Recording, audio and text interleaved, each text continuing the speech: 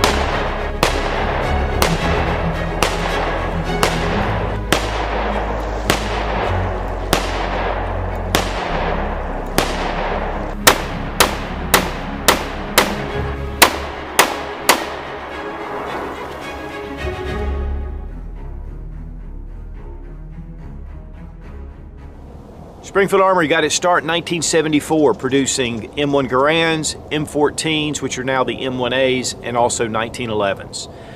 These are all made right here in the USA, and their 1911s are some of the best on the market, and yet they're reasonably priced.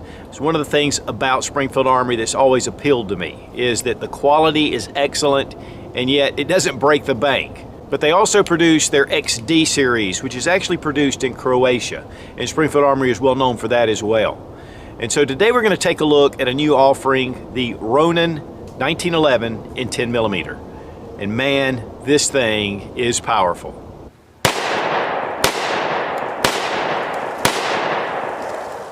And guys, when it comes to the 10mm caliber, there is nothing I like shooting it out of better than a 1911.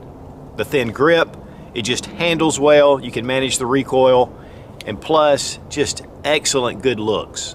And I want to thank Springfield Armory for sending the Ronin for this test and evaluation. The Springfield Armory 1911 Ronin is an excellent handgun all in itself, and they've been making them in 9mm and 45 for a while. They also make a commander version with a 4.25-inch barrel. This is the government size 5-inch barrel in 10mm. This is a brand new offering from Springfield Armory, and anytime 10mm comes up, guys, it's just one of my favorite calibers. The power behind it is just exceptional. Ronin is actually a Japanese word from samurai legend, which means drifter or wanderer. If I was drifting or wandering, I would love to have a 10mm at my side. And this one carries 8+1. You have a single stack magazine. It does only come with one magazine. But one of the things I want to warn you about is don't put 9 rounds in the magazine, because you can, and while it'll still fire. In fact, all the range testing I did, I was shooting it with 9 in the magazine. It can be a little tough to rack at times. And guys, 10mm is just an incredible round. It'll exceed .357 Magnum. We've got our magazine out. We'll go ahead and check to make sure the gun is unloaded and it's clear. This is a 1911 style, which means it's a single action semi-automatic pistol. And that means that when you load a round in the chamber, the hammer comes into the rear position. You can actually throw up your safety, and then you can carry it what they call cocked and locked, or you can drop it, of course, and you can fire it. But it also has a grip safety right here. So unless that is depressed, it will not fire. The hammer is in the locked position. Press it, bam. And that comes from military doctrine back during World War I, when they first introduced the 1911s and began to issue them. It was just part of what the military used, and it stuck with the 1911. The great thing about these beaver tails is it's a high rod beaver tail, has a memory notch, and it just allows you to get a very high grip on the handgun, and yet when the hammer comes back, you don't have to worry about slide bite or hammer bite. And some of the original 1911s had an abbreviated grip safety and with a tang hammer. This is part of the evolution of the 1911. Now you can see this thing is beautiful. The bluing is just exceptional. We have a stainless steel frame. It's just a beautiful gun. I mean, there's no doubt. It does have your front serrations, which allow for you to press check. And just a nice added feature to it. Now, being single action, when you first load that round again, the hammer is in the rear position, and you fire the pistol. When you fire it, it automatically comes back and allows you to fire it again. With the hammer in the down position, there is no movement from the trigger to the hammer. And so that's why it's called a single action. Now this has a lot of really incredible features on it that really belie the cost of this firearm, and we'll talk about that in a little bit. The beautiful rosewood grips with the crossed cannons that are Springfield Armory, and it has really nice checkering. The flat mainspring housing, very well checkered, a lot of gripping to it. And then we just have a flat front strap, but it really gives you a good solid grip on the handgun with that back strap. So as the handgun is firing, this allows you to really help with mitigating recoil, because with a 10mm, you're getting more recoil than you would with a 45, but there's something very satisfying about it. Now this has just the one-sided safety right here, and you don't have it on the other side, which I like because it just gets in the way to me. It just makes it more broad. We have our slide stop right here, and then we have our mag release, which is typical 1911. We do have the Gen 2 speed trigger, and it's very thin. It allows it to maneuver very quickly. It is a very sweet trigger pull, and we'll take a look at the trigger action in a second. But you can see the bluing. I mean, it is just absolutely beautiful. Ronin operator right here engraved on the slide, very minimal. And then on the other side, Springfield Armory with the cross cannon logo here. So I like how just clean the firearm looks. I mean, guys, it is. It's just a beautiful handgun. I love the two-tone anyway. That's just one of my favorites. We have our standard barrel bushing. We'll look more at that when we break it down. The barrel is 5 inches, but it's cold hammer forged. And so that's going to give you extended life. In fact, the slide is forged and the receiver is forged. And it's not cast, which a lot of the budget 1911s are going to have your cast parts, your mem parts. These parts on this firearm are just very well made. And that's one of the things that Springfield Armory has really become known for, is to put out some really quality 1911s, way above the pack. And yet, they're not super expensive like a lot of the boutique 1911s that are out there. The sights have 2 dots in the rear, and then we have a fiber optic sight at the front. It is dovetailed, so you can remove that and put a different type sight in there if you'd like. But these sights really show up well. Of course, fiber optic in the daylight really just shines up bright.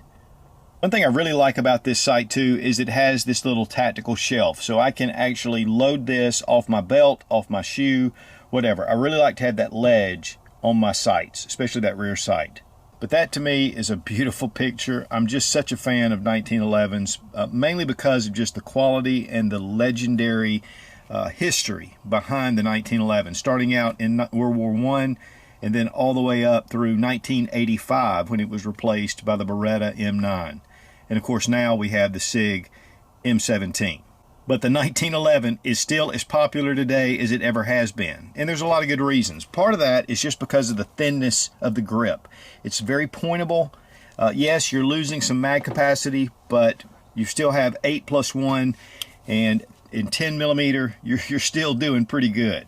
And I think the thinness of the 1911, the low bore axis, I think a lot of that has to do with the continued popularity of these firearms. And they're still used extensively in a lot of your competitive circuits. It's very tight fit, very solid lockup here at the front, here at the rear. I mean, in fact, honestly, when I first got this and I was looking it over, I was concerned that the tolerances were going to be so tight that I might have some reliability issues. And that just was not the case. This gun just really ran sweet and smooth. Guys, the biggest advantage of the 10mm is you're getting 357 Magnum Ballistics Plus, but this can be reliably fed through a semi-automatic pistol, whereas with the 357 Magnum, even though there have been some made, they're cumbersome, the case is longer, and it's not really suitable for a semi-automatic because it has a rim case. The 10mm takes care of that, and that's one of the big reasons why it's so popular. And speaking of 10mm, we have the XDM 10, and this is the 4.5 version, which means a 4.5 inch barrel. It does have the polymer frame, and of course, you know, you have your black oxide finish on the slide. To me, as far as a polymer frame 10mm pistol, this is one of the best. And the reason is because of the ergonomics of the grip. Just really solid, easy to grip. Let's go ahead and make sure the gun is unloaded. We're going to drop our magazine, check the chamber, and the gun is empty. This comes with a 15+1 magazine. So it's going to give you a lot of advantages as far as capacity over your 1911 with 8+1. But one of the things that's really different is the grip. It's just a larger grip, which is still very shootable, very ergonomic in your hand. But there's something about the 1911, especially shooting that 10mm. To me, I just really enjoy this a little bit better. But again, the XD-M10 to me is one of the best polymer framed 10mm, again, out on the market. Another thing that you're going to get is an accessory rail that's going to help. You're going to have lighter weight. And so it's one of those things you just have to decide if you want to go with the classic beauty of the Ronin or you want to go with just the practical functionality of the XD-M10.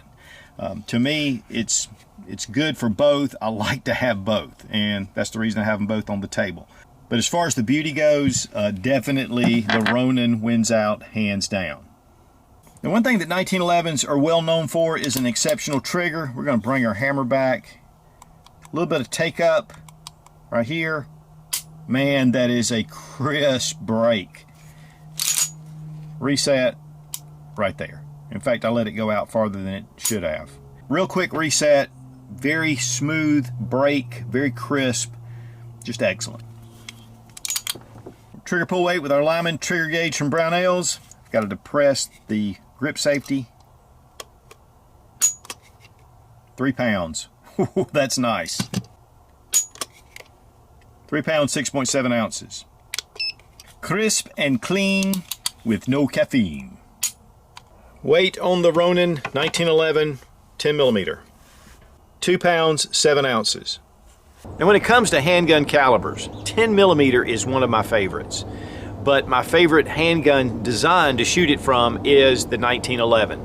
It's thin, it's very pointable, and it just seems to be easier for the recoil. One of the things about a polymer striker fire 10mm is typically they try to really get a lot of rounds in the magazine, which is a benefit, but yet it makes your grip a little bit large. And so I love shooting just that thin grip and the full steel frame. It just makes this a real pleasure to shoot, and yet you know you've got a handful. I want to thank Fiocchi for sponsoring the ammo, all made right here in the USA. This is 180 grain, jacketed hollow points, moving at about 1,250 feet per second. So we've got a pretty stout round. Now when taking the Ronin down to the range, I was really looking forward to it. I really enjoy shooting 10mm in a 1911 style pistol. It's a very quality firearm, so putting those two together is just a beautiful thing. So we were shooting this, and actually I was getting 9 rounds in the magazine. I didn't really realize it was an 8+1. And we didn't have any malfunctions. It just seemed to do fine. One thing at first is when I was bringing the magazine in, it didn't seem to want to kind of seat, and that's because I had too many rounds in the magazine. But I still was able to get it, rack it, and bring one in, and again, getting 9 rounds through the magazine without any kind of malfunctions. It's just a good solid handgun. You feel like it's really solid. No serrations or anything on the front, but that checkered back strap seems to really allow you to lock in. And then of course the grips. Guys, I'm so used to shooting 1911s though that it just feels like coming home to me whenever I go to the 1911. But I'm used to the 45, so you know when that 10mm goes off that you have something with a lot of power in your hand. And that's one of the great things about this as far as taking for hunting. If you're going hiking, camping, whatever, this is a great round to have in the outdoors. Of course, with the velocities getting up there to past 357 Magnum, you do have a lot of power. It's smooth shooting, it's very easy on the hand. We shot about 300 rounds through this pistol, and when I say we, I mean me. Just went through it. Of course, right now with some of the ammo issues, we had to keep it down to that. But honestly, over about an hour shooting that, it was no discomfort to the hand. It felt really good, and the only reason I stopped is because I just ran out of ammo.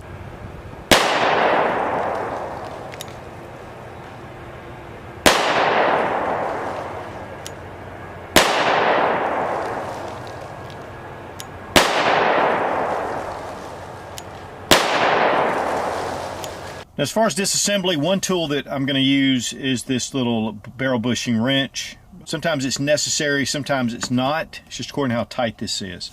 First thing I want to do is make sure, of course, the gun is unloaded, the chamber is empty. Let's go ahead and bring back our slide. I'm going to lock it into this little groove, the first little notch, and then we push out our slide stop.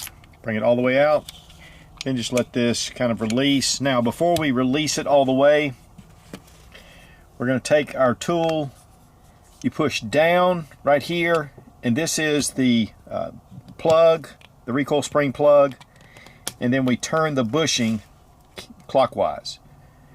Now what we do is release this very slowly. Put your finger on the plug. There we go. Now we take the bushing and just go in the other direction, and then it'll come out of the front of the barrel. You'll see this little key right here. It fits into the groove inside the slide. Now I'm going to take off the plug, and then we just bring out our slide. Now here you have the guide rod and recoil spring. Pull it out. This is traditional 1911, and then this will actually separate from the guide rod. Take your link, push it down, and then push your barrel out the front of the slide, just like that. To be honest, I don't know that we needed the wrench, but this definitely comes in handy if you have a 1911. Fit and finish inside the frame is beautiful, very well done. This is stainless.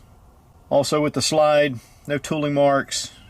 Fingerprints are all over it, but that comes with breaking it down.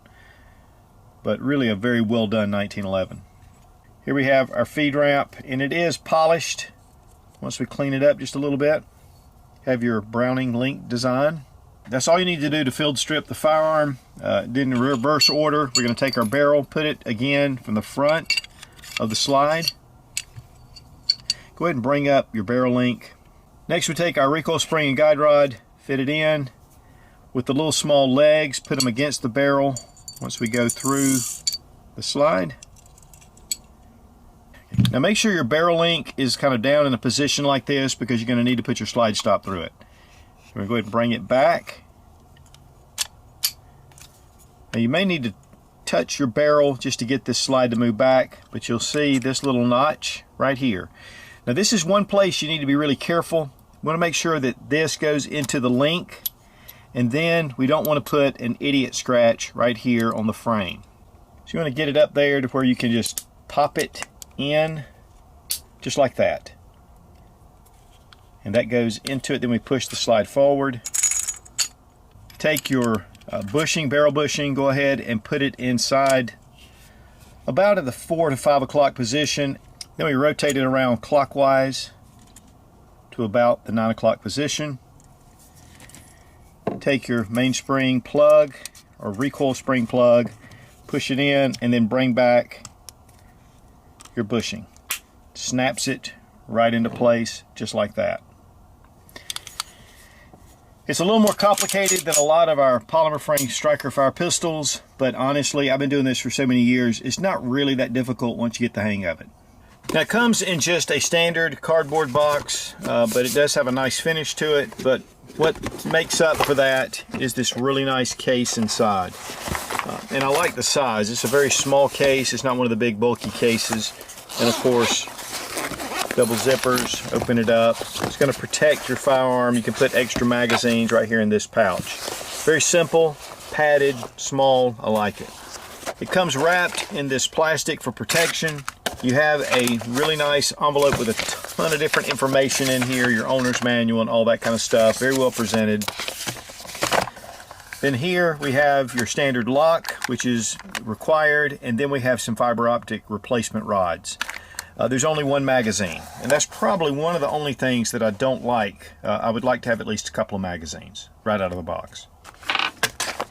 Now I'm going to talk about two things that I love about this handgun and one thing that I don't. The first thing is the price. Coming in MSRP at $849. I mean, that's a fantastic price for all the features and the construction of this firearm. Number two, what I love about it is it's just beautiful, the two-tone in 10mm. It just makes it an awesome handgun. The one thing I don't like about it is it's so beautiful. I don't know that I want to take it when I go hunting. Other than that, I love the Ronin 10mm 1911. But on the other hand, if you want more mag capacity, if you want the lighter weight, if you want that polymer frame, the XDM 10mm is also an excellent choice. And to me, probably one that I would take out into hunting and doing things like that that I was, had a possibility of scratching it up, because this 1911 is absolutely beautiful. But then again, there's nothing better than having something really beautiful at your side, gun or female. And again, I want to thank Springfield Armory for sending the Ronin 1911 10mm. They did get in touch with me, asked me if I would like to take a look at it, and of course, I didn't have to think about it. This has been a great experience, and it's a beautiful firearm. I think this is going to be added to the Sootch collection. Rubber Dummies is one of the best training tools on the market, and you get a 10% discount using Sootch00 when you click the link down in the description. Be strong, be of good courage. God bless America. Long live the Republic.